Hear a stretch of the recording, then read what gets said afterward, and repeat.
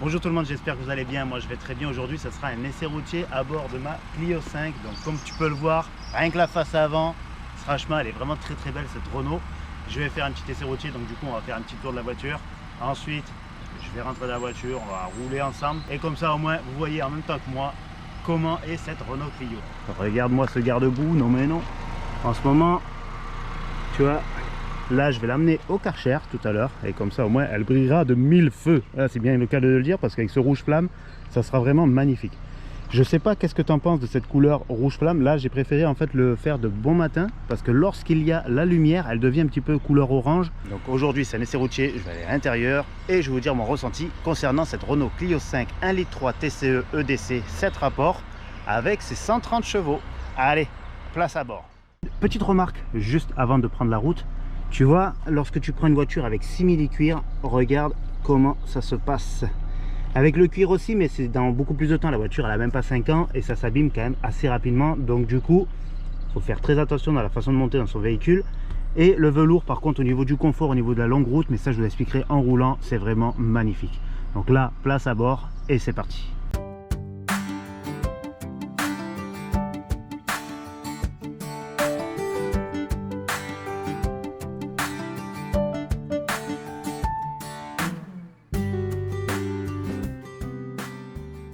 D'ailleurs les amis, il y a quelque chose aussi que j'aimerais bien vous montrer. Comme tu peux le voir ici, dommage ça clignote un petit peu, mais voilà, tu vois le petit A, ça veut dire qu'en gros, même si je suis en mode drive, je lâche le frein, la voiture ne va ni en avant ni en arrière comme tu peux le voir, et ça franchement c'est une fonction plutôt pratique lorsque tu es dans les embouteillages. Au moins tu n'as rien à faire. Normalement avec une boîte automatique, lorsque tu es en D comme ici, automatiquement la voiture a tendance à avancer un petit peu, mais là avec cette fonction là auto hold, je trouve ça hyper pratique que on ne puisse ni avancer ni reculer. On est là aux embouteillages, on n'a pas besoin de rester enfoncé au niveau des pieds, et ça c'est vraiment le top. Là ici comme tu peux le voir, il y a le frein à main électronique qui est aussi impeccable, il n'y a pas besoin de s'emmerder à mettre le frein à main, donc ça aussi c'est chouette. Et lorsque tu veux réaccélérer ici en enlevant le petit auto hold, certains ils accélèrent d'un coup, donc tu pars comme une balle, ça fait comme un effet launch control un petit peu, tu vois. Mais en fait ce qu'il faut c'est mettre un petit coup léger, donc ça le désactive et après tu accélères tout doucement et là ça te fait partir lentement au niveau de la voiture au lieu de partir comme une balle lancée lorsqu'il n'y a plus ce petit A d'auto hold à afficher. Donc voilà, c'est une petite astuce comme ça gratuite que je vous donne pour les personnes qui débutent avec cette voiture là. Donc n'hésite pas à faire un petit coup d'accélération léger et ensuite accélère doucement et tu pars tout en douceur, parce que si tu fais pas ça, là le petit A il s'appuie, t'accélères, tu vois ce que je veux dire, la voiture tout de suite boum, tu vas partir en accélération style voilà, t'es en go fast là, tu vois. On va aller faire un petit essai routier. Allez c'est parti, maintenant j'y vais vraiment, à tout de suite, on y va.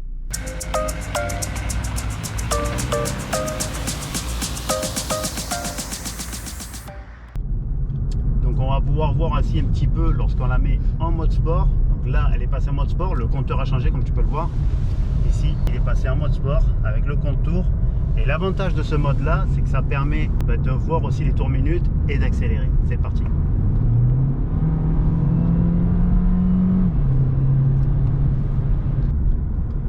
Donc là lors d'une forte accélération, tu vois elle part assez bien, elle part comme une petite balle et ça fait plaisir. La voiture aussi, ce que j'aime pas par contre, c'est qu'on commence à entendre des bruits parasites. La voiture elle a que 5 ans, mais on entend des bruits parasites, c'est-à-dire on entend beaucoup les bruits de plastique. Et la chose que j'aime pas trop non plus, ce sont, tu vois, je sais pas si tu entends les palettes. Donc le bruit des palettes aussi n'est pas top. Tu vois que ça fait cheap, ça fait vraiment pas les palettes en alu, c'est vraiment dommage. Ils auraient dû mettre les mêmes palettes qu'il y avait sur les Clio 4 RS, mais bon en même temps c'est pas la même utilisation. Alors concernant les palettes, comme tu peux le voir ici, tu vois, tu réduis, t'accélères,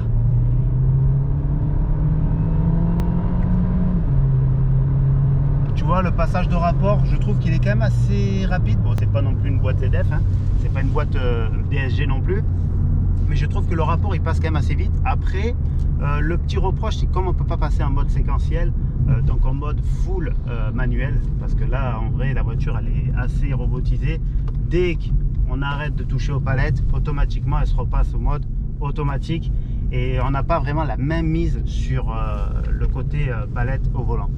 Elle passe très bien ses vitesses comme ça aussi. En même temps la boîte EDC donc à 7 rapports permet aussi d'avoir une certaine économie parce qu'elle a 7 rapports et ça nous permet éventuellement aussi de rester en automatique, parce qu'en vrai en automatique elle fait très bien son job, mais lorsque tu veux taquiner un petit peu, ça fait toujours plaisir. S'il y aurait eu ce petit mode séquentiel là, même au niveau de la boîte, ça aurait été intéressant.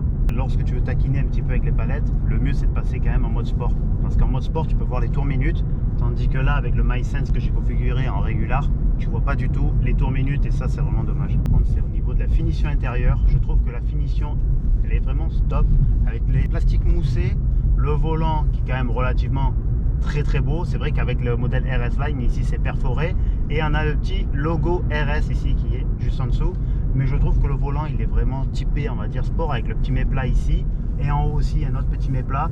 Ça fait penser aussi au volant un peu de 208, les nouvelles 208, tout ça. Enfin ça je trouve que c'est une voiture. L'intérieur a été très bien bossé, le design extérieur elle est magnifique. C'est pour ça aussi que j'ai aimé cette voiture. Dès que je l'ai vu, j'ai vu le rouge, ça m'a tapé direct à l'œil. À la base, je n'étais pas parti sur une Renault, mais j'aime beaucoup cette Renault là, avec cette motorisation 1,3 litre TCE 130. Je trouve qu'elle a un bon répondant, elle avance bien. Après, c'est dommage qu'on est obligé ici tu vois, quand tu veux changer de mode, tu es obligé de passer manuel. Il n'y a pas de petit bouton au volant, et je trouve ça vraiment dommage, parce que lorsque tu veux accélérer, imaginons,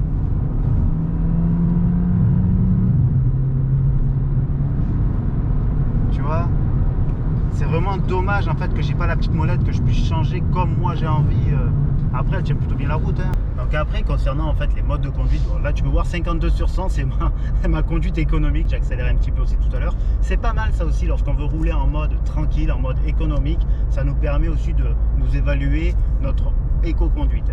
Là, par rapport aux aides de conduite, on peut apercevoir aussi qu'on a le distance de suivi qui s'affiche ici. En vert ici, c'est la distance que tu peux afficher avec les gens qui sont juste devant toi. Et il y a aussi le freinage actif. Ça aussi, c'est plutôt pratique si tu n'as pas envie de tamponner la voiture de devant.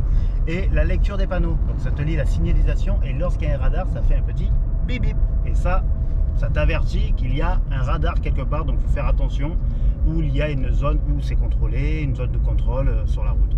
Ici, c'est le maintien de trajectoire. Moi, je l'utilise principalement sur autoroute, parce que sur route normale, il suffit que tu effleures la ligne, ça te fait une petite vibration au volant, et j'aime pas du tout ça. Après, là, je suis en mode éco.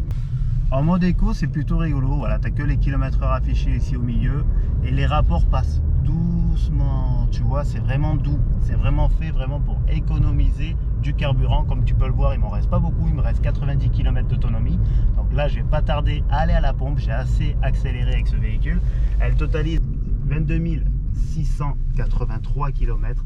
Donc, c'est une voiture qui n'a pas beaucoup roulé en 5 ans. Et avec moi, je vais aller faire les kilomètres, même si c'est un petit turbo essence, je vais la faire rouler cette voiture. Après, l'intérieur, comme je vous l'ai déjà dit, c'est magnifique avec ce blanc ici, ce plastique moussé, c'est très qualitatif. Le blanc, ce qui est bien, c'est que ça casse cet effet sombre qu'il y a au niveau du plafond. Comme tu peux le voir au plafond, c'est un ciel de toit noir, comme des ciels, tu sais, qui rappellent un peu les modèles sportifs. Ce n'est pas une sportive, mais je trouve ça bien qu'il y ait ce ciel de toit noir. Moi, j'ai toujours voulu avoir un ciel de toit noir, j'ai toujours été gris, et là, vu que c'est noir, c'est sombre, je trouve ça vraiment bien, avec les montants de porte aussi qui sont noirs, donc ça accompagne très bien la voiture. Mais cette petite touche blanche personnelle, je trouve ça pépite. Le confort des sièges, il est juste au top. Moi, sur les longs parcours, j'ai pas mal au dos, j'ai pas mal aux fesses. Il se règle en profondeur comme en hauteur. Pour les personnes petites, voilà, elles peuvent vraiment bien relever le siège. Et niveau ambiance à bord, ça va, c'est quand même bien sonorisé. Moi, je trouve que l'échappement, comme tu peux l'entendre là,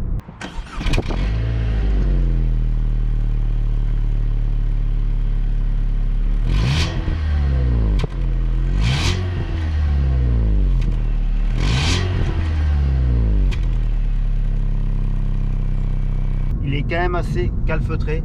Donc avec le FAP et tout ça, je trouve ça dommage aussi qu'équiper une voiture de FAP. C'est un turbo essence, il n'y a pas besoin de FAP. Mais bon, ça, hein, on va passer outre. Et avec, je pense qu'une petite demi-ligne, ça ferait un bon son. Je dis pas que j'en ferai une, mais je pense qu'une demi-ligne, rien qu'avec ce modèle de voiture, ça serait juste au top. Après, concernant le son de la radio, donc le son de la radio, de la musique, que le son est quand même satisfaisant. Je sais pas quelle enceinte ils ont mis à l'intérieur de ce véhicule, mais je trouve que le son est vraiment très bon. Donc ça, il n'y a rien à dire au niveau du son. l'ergonomie, on trouve quand même pas mal de place. Donc ici tu peux voir qu'il y a un rangement assez profond qui permet de ranger une bouteille ou autre chose. Ici la couloir qui se règle en profondeur, tu vois, lorsque tu prends l'autoroute, tu te cales comme ça, tu es vraiment au top. Moi je le laisse relever parce que je l'utilise pas lorsque je roule sur route nationale ou autre. Après il y a le petit emplacement ici pour ranger sa petite carte, enfin, c'est la clé de la Renault. Et ici le frein à main électronique et le mode auto-hold que je t'ai expliqué tout à l'heure. Il y a aussi ici une petite rangement pour pouvoir y poser les boissons, mais moi il y a hors de question de manger dans la voiture ni de boire, avec mes petits jetons là pour les pièces de lavage, parce que bon, faut la laver aussi la voiture, elle était un petit peu sale comme tu as pu voir aussi tout à l'heure. Elle possède les rétroviseurs, hop, tu rabats tes rétroviseurs lorsque tu es dans un endroit un petit peu serré, tu vois, au lieu d'être là avec ta main et tout pour rabattre, ça c'est vraiment plutôt pratique. Lorsque les endroits sont serrés, tu peux rabattre tes rétroviseurs, et ça c'est vraiment le top du top. Franchement elle est plutôt bien équipée. L'ensemble de la voiture, il n'y a rien à dire. L'éclairage il est très bon, de nuit l'allumage automatique des phares c'est parfait.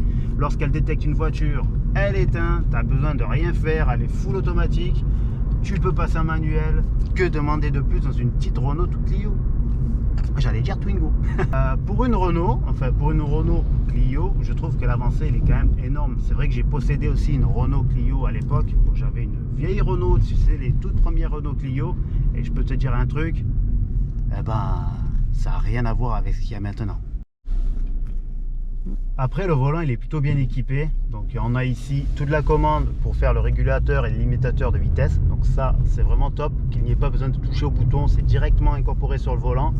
Par contre ici je trouve que c'est bien aussi, on peut changer les différents modes ici, comme tu peux le voir lorsque tu appuies sur ce bouton, tu appuies après sur les flèches et tu peux avoir la feuille, le nombre de kilomètres, la consommation, et voilà c'est tout.